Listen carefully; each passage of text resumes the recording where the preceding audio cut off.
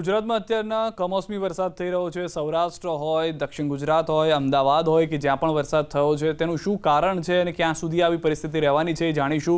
हमारे साथ अथरिया शेट्टी जुड़ाए गया है। अथरिया, स्वागत है सबसे पहले तो आपका। आपसे ये जानना चाहेंगे अगले 2 दिन में क्या होगा, बेमौसम बारिश का अनुमान क्या है, क्या कारण देख रहे हैं आप इसके बारे में?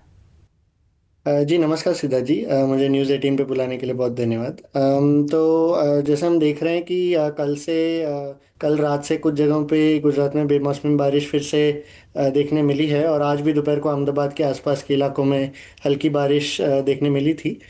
और अगले 2 दिन या अगर कहें तो लगभग ये शनिवार तक ऐसे ही मौसम बना रहेगा, यानी कि बेमौसम बारिश लगभग गुजरात के कोई भी इलाके में देखने मिल सकती है।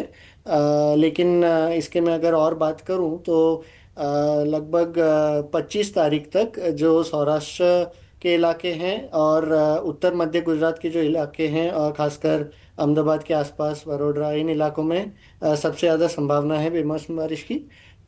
और 25 से 28 फरवरी के बीच में जो सौराष्ट्र के तटीय इलाके हैं और जो दक्षिण गुजरात के इलाके हैं, इन इलाकों में सबसे ज़्यादा संभावना है। लेकिन जिस तरह से बारिश की आफत बनी हुई है, यदि आप स्पेसिफिकली बता सके कि कहाँ कहाँ होगी, क्योंकि रबी सीजन तैयार हो चुकी है, किसान जो है वो परेशान हो चुके हैं। जी तो अभी अगर हम देखें तो सबसे ज़्यादा जो संभावना है कि सौराष्ट्र के दक्षिणी इलाके, दक्षिणी मध्य इलाके, यानी कि गिर, जूनागढ़, अमरेली, भावनगर, कुछ हद तक राजकोट के भी कुछ ग्रामीण क्षेत्र और फिर सुरेंद्रनगर के आसपास के इलाके, इन इलाकों में सबसे ज़्यादा संभावना है। फिर अगर हम मध्य गुजरात की तरफ जाएं तो अहमदाबाद, गांधीनगर, मेहसाना और फिर थोड़ी उत्तर पूर्वी गुजरात की तरफ जो अरावली और दहोड़, और फिर अगर हम दक्षिण गुजरात की तरफ धीरे धीरे आए तो वडोदरा, सूरत, वलसाड, नवसारी, इन इलाकों में लगभग ये पूरे सप्ताह में और खासकर शनिवार तक बेमौसम बारिश की संभावना है। और ये ज़्यादातर हमें या तो दोपहर या शाम के समय में हल्की देखने मिलेगी जैसे आज देखने मिली थी, या फिर रात भर या जो सुबह सुबह की जो घंटे रहती हैं तब तभी देखने मिलेगी। या तो कितनी बारिश संभव है या नुकसानदेही हो सकती है अभी जिस तरह से आप अनुमान लगा रहे हैं? मेरे हिसाब से कोई जोर की बारिश या कोई बहुत ज़्यादा नुकसान पहुंचने वाली बारिश नहीं रहने वाली है। यानी हल्की बारिश ही रहेगी। यानी अगर हम उसकी क्वांटिटी की बात करें तो लगभग 1 से 5 मिलीमीटर के बीच में बारिश की अनुमान है।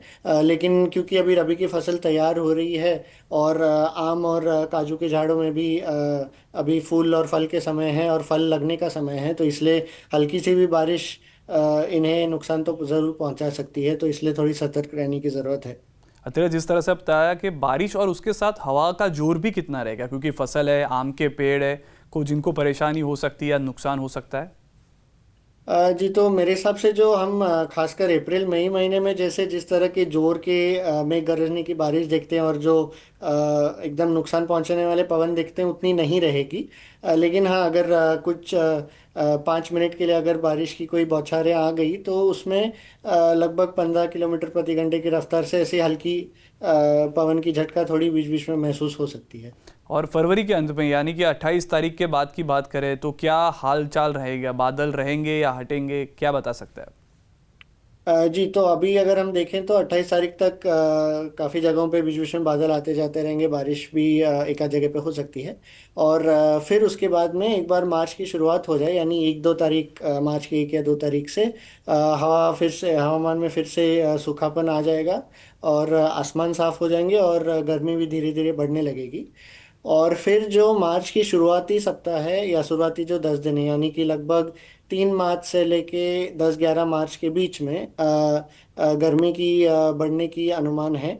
और कुछ जगहों पे हीट वेव जैसी स्थिति हो सकती है जहाँ पे 38 डिग्रीज या फिर 40 डिग्री तक हमें तापमान देखने मिल सकती है। यानी कि अगर 28 फरवरी को बात कर दिया जाए और 1 मार्च से शुरुआत की जाए तो ये टाइम होगा जब गर्मी का जो जोर है वो ज़्यादा दिखने मिल सकता है। जी धीरे धीरे बादल साफ होंगे, आसमान साफ होंगे और फिर धीरे धीरे गर्मी बढ़ने लगेगी। लेकिन जो गर्मी का एक झटका जिस तरह से कह सकते हैं तो वो 3 मार्च से शुरू होकर फिर 10 या 11 मार्च के बीच में अनुमान है। और ये सीज़न में अचानक बदलाव का क्या कारण आ गया कि पहले हम जैसे देखते थे कि कभी कभी होता था, लेकिन ये तो अचानक से ही बदलाव आ गया है। हम देखते हैं कि खास करके जैसे अभी ठंड की मौसम खत्म हो गई और फिर गर्मी की मौसम शुरुआत होने से पहले धीरे धीरे तापमान में बढ़ोतरी देखने मिलती है, लेकिन पिछले कुछ सालों में हमने देखा है कि फरवरी के महीने में और मार्च की शुरुआत में भी हमें बेमौसमी बारिश के झटके मिलते हैं। तो इसमें कुछ हद तक ग्लोबल वार्मिंग का भी नतीजा है। और अगर हम और थोड़े विश्व के रूप में देखें तो जो अभी लानीना की स्थिति थी ठंड के मौसम में, वो अभी ख़त्म होने जा रही है और ये न्यूट्रल की स्थिति बन रही है। और इसके साथ साथ ही जो हिंद महासागर में आईओडी की स्थिति है वो भी न्यूट्रल में है।